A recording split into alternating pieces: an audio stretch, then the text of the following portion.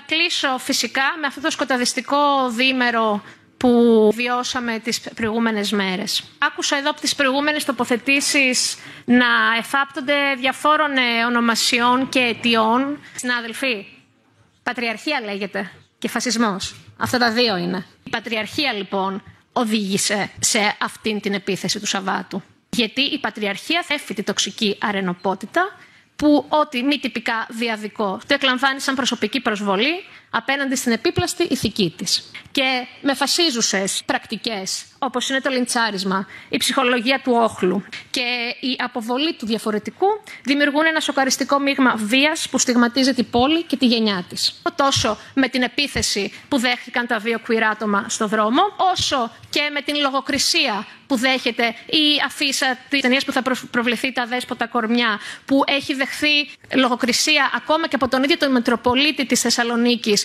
που δηλώσεις σαν τις δικές του ενισχύουν τα φαινόμενα που περιέγραψα πριν.